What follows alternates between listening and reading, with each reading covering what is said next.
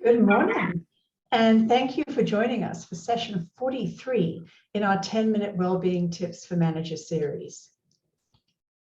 Today, we'll talk about why gossip undermines a healthy sense of community, why it's so common, and how we can manage it. And we'll also talk about what we can do as managers and with our teams to build the norm that our workplace is a gossip-free zone. But why do we like to gossip? Well, it builds our sense of social connection and a feeling of group acceptance if we're in the group. It's entertaining and emotionally rewarding. We may feel that we're not as badly off as those we talk about. We do it to break up the monotony and routine of a day. It can give people a sense of power or insider status or privilege. And occasionally, unfortunately, to get back at people we dislike or believe are less than us in some way, or to put someone we believe has too much influence in their place. Now, if you Google gossip, you may be surprised to see articles that describe the benefits of gossip, such as social connection.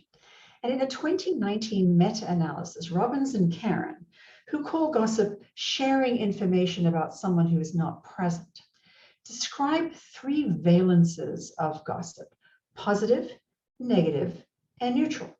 And they also distinguish the act of gossiping about people we don't know, such as celebrities, from the act of gossiping about people close to us. And I recommend this article because it challenges some of the stereotypes about gossip. But that said, I recognize positive gossip isn't what you asked me to talk about today. Doctors Dennis and Michelle Rayner, whose work I introduced in session 13, say that gossip is the most frequent trust breaker practiced by teams. It destroys trust of communication. An expanded definition of gossip, casual or unrestrained conversation or reports about other people, typically involving details that are not confirmed as being true, gets to the heart of the trust-breaking problem. Gossip is one-sided. In the workplace, even well-intentioned gossip can unintentionally damage relationships. And that's because as much as we might like talking about other people, most of us do not like hearing that others are talking about us in our absence. And this may be either because we feel we're missing out or because we assume that what's being said about us is negative, unkind, unfair, or untrue. And yes, we default to the negative, remember. The information we share about others when we gossip is incomplete, exaggerated, and sometimes completely untrue. So even when people say they are sharing facts, these are at best their interpretation of what they saw and they heard.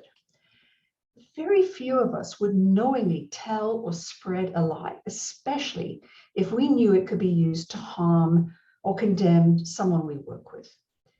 However, how often have we heard people who are gossiping try to convince us that what they're saying is truth, or that the assumptions they're making about others are facts, or that everyone or most of us agree or know that what I'm saying is true?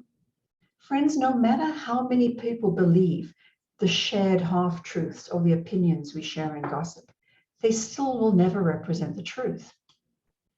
So because gossip is one-sided, unvalidated, and ignores the perspective of others, it violates our core values of integrity, honesty, and respect. And it compromises not only our individual integrity, but the integrity of our team. C.S. Lewis said integrity is doing the right thing even when no one's looking. And that's true. But in the case of negative gossip, which is contagious and socially controlling, deciding to not gossip or not allow gossip to continue when we hear it may feel really hard to do, especially when others are watching or listening. And that's why it's hard to break the gossip habit, but essential that we do it. Because a culture of gossip hurts. It hurts the people who are being gossiped about. It hurts the people who witness it, because they and we may wonder if we'll be the next victims. It hurts our team relationships and our ability to work together, to learn or to ask for help, and our willingness to speak up. and it hurts our patients. I met a 30-year-old patient who had a health condition that required multiple surgeries and hospital admissions over his lifetime.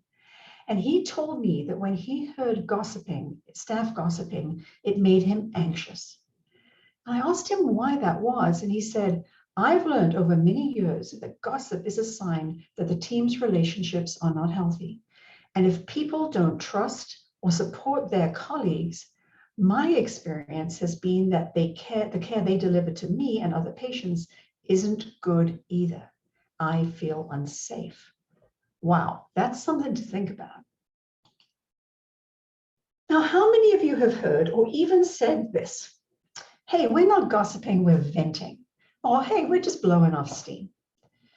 So venting sometimes cannot be gossip. Venting can be good in certain situations, and it's not gossip when we're simply expressing feelings, emotions, or frustration without talking about others negatively.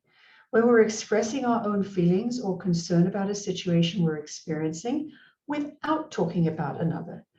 When we're using the opportunity just to unload our ideas, our options, our thoughts, especially if they're not fully formulated.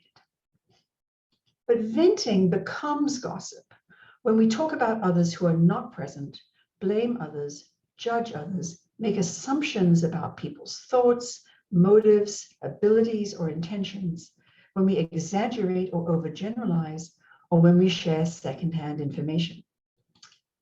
So as we think about managing gossip, an important component is to have transparent conversations about the costs and consequences of gossip, such as the one we're having now. And although we must have these conversations to manage expectations and make it clear why gossip's hurting our team and our patients, I'm going to suggest that we not start with this. And here's why. We need to foster curiosity and interest in gossip rather than automatic pushback. Start the big job of managing gossip with small steps. Norms can be changed by one small team or even by one person at a time.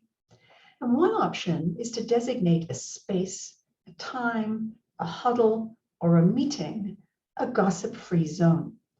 When I worked at another organization, I put a sign up on my door that said, "This is a gossip-free zone." So many colleagues and students who came to see me asked what that meant and why it was important to us. As you can imagine, we had some interesting conversations as a result. Raise awareness about gossiping behavior, one conversation at a time. Sometimes we're so used to talking about others that we don't even notice we're doing it. I have found this question to be the most helpful one when I find myself in situations when someone starts to gossip to me. Why are you telling me this? And then if I'm in a group situation where gossip is happening, we could ask, hey, why are we talking about this? Or why are we talking about this person without them here? We can also stop the spread of gossip about a colleague. Let's just call her Tricia, by asking this question. Have you discussed this directly with Tricia?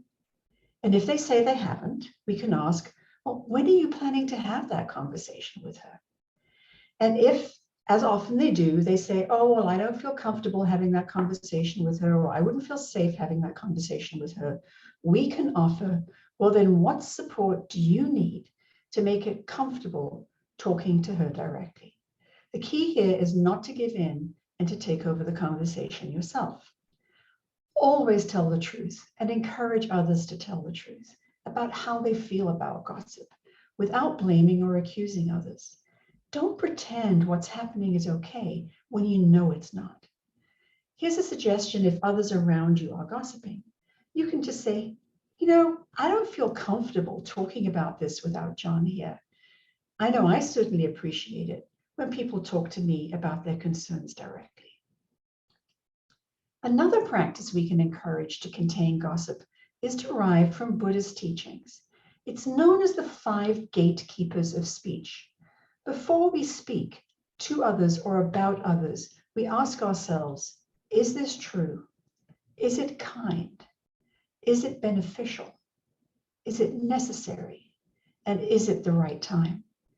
And I've included a link to Roshi Joan Halifax's explanation of this in case you want to see more. Finally, dealing with gossip can seem overwhelming. So practice noticing the bright spots. While we must set expectations and limits about gossip, we must not invest all our energy in policing or managing the problem. What we pay attention to in our team will grow. Let's model the practice of paying attention to the bright spots, paying attention when people don't gossip, paying attention when they talk directly to each other, paying attention to kind and compassionate conversation, and acknowledging them with gratitude. And that brings us to today's tips. Manager tip 47. Consider designating your office a gossip-free zone. And agenda tip 47. Schedule time to discuss the impact of gossip with your team and strategies to manage it together. Next week, Dr. Sophia and a guest presenter will be here with us to discuss mood contagion. As always, I encourage you to use and share the resources at Healthy at Hopkins and the Office of Wellbeing. And now I welcome your questions and your comments.